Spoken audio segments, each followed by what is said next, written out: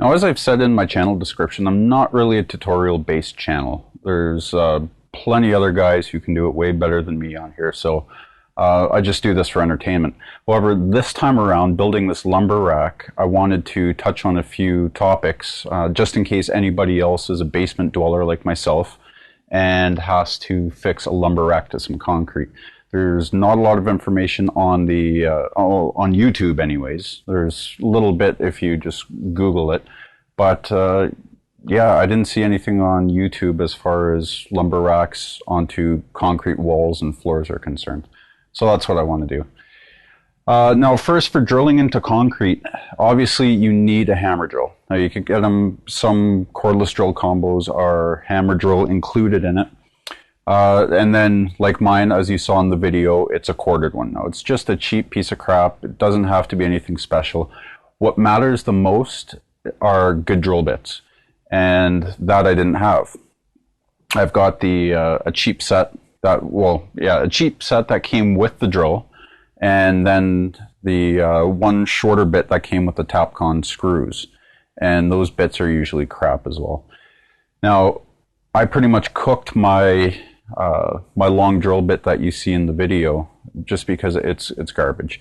So if you plan on doing more holes or anything like that, buy yourself a good bit. You'll save yourself in the long run. I almost didn't get to finish that last hole because of that drill bit, and I've actually seen them melted just because they're no good and people are going too fast. And that's the other thing too, is take your time. You know, you don't want that bit to heat up and dull quicker and possibly melt. So if you saw on the bottom piece of wood is pressure treated.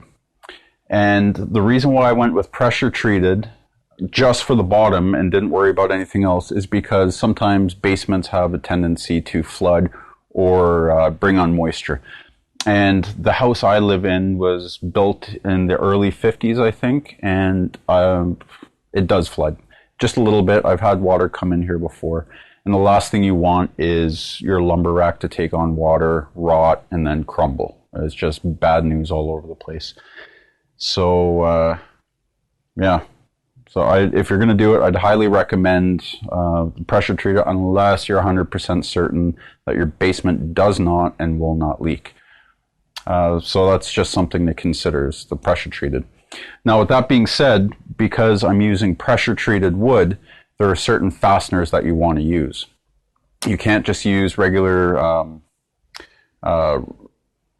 zinc plated screws if you're gonna, you know, for the brackets that I screwed into there. It's either got to be hot dip galvanized, not electroplate galvanized or anything like that. It's got to be hot dip, stainless steel, but that's too much money to, you know, it's good for outside. You don't want to spend all the money on stainless steel for stuff like this. What else? Deck screws, because they're coated. And am I missing anything else? I think that's it. But the main thing that you're looking for is ACQ. Now, there should be a label on deck screws, for example, that will say ACQ certified or something along those lines. That means that it's safe to use with pressure treated. I can't remember what it is. It's something to do with the copper content within the pressure treated wood. And if you don't use the appropriate screws, the copper in there is going to corrode the metal. It's, you know, two dissimilar metals and it's just going to fall apart on you over time. So you really want to make sure you do that. Now, the other thing is, if you see how I did it up here, where I've got these beams going, and then I made this thingamabobber there to put in, and then I put extra braces just because I'm paranoid. I don't want this thing coming down, so I just short it up really well. The other thing you can do, if you can afford to put it on a wall with the beams going this way, you can make your life a hell of a lot easier and just put the beams, screw them in there like that. And then you do it for every, 16 or however far apart these are. It'll make the job a lot quicker, a lot easier. I couldn't put it on this wall because you see behind this curtain I've got all kinds of storage. Plus there's pipes and everything else coming from the outside in. and I could not put a lumber rack. If I was to put it here, it would have to be quite a bit shorter, and I plan on getting some 10-foot pieces of hardwood in very, very shortly, and I need that distance to be able to store them.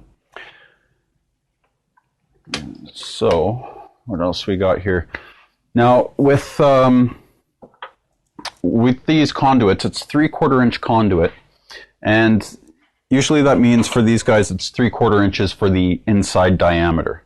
So you're going to need the appropriate size drill bit to sink these conduit pipes into. The closest thing I could find locally for myself was a 15/16 Bosch spade bit.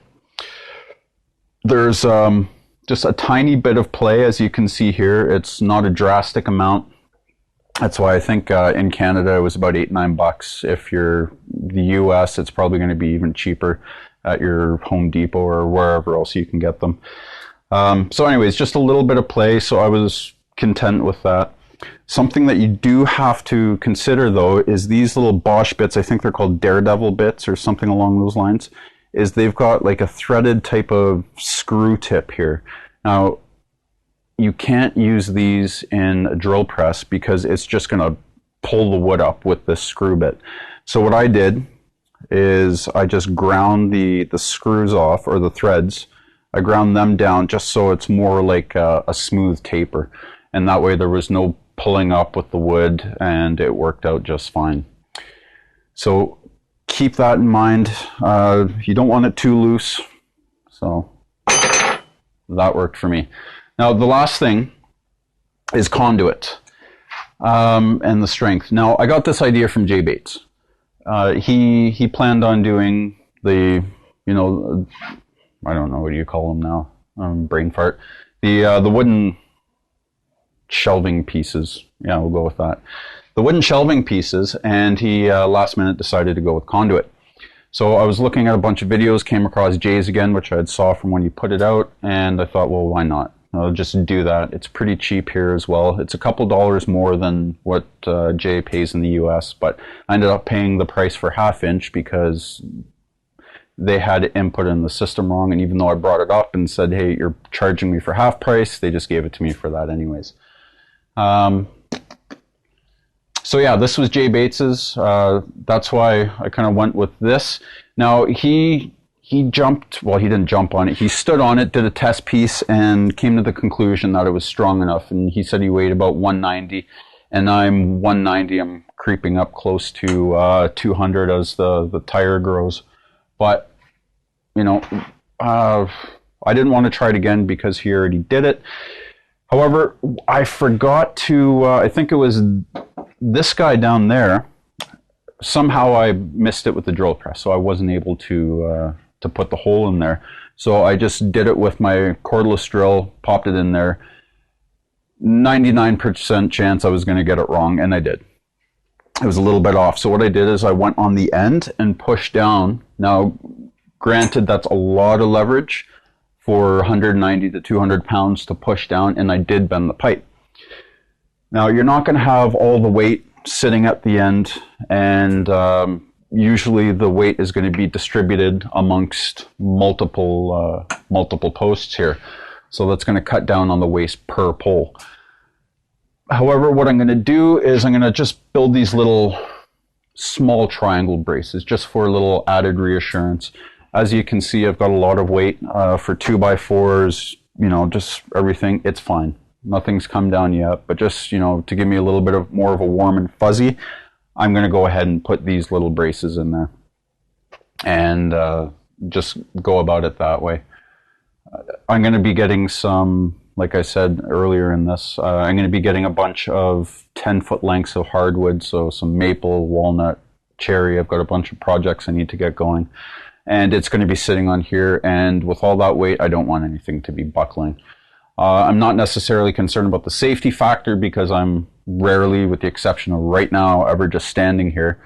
It's more that I just don't want a destroyed lumber rack with wood scattered all over the place. But so that's about it.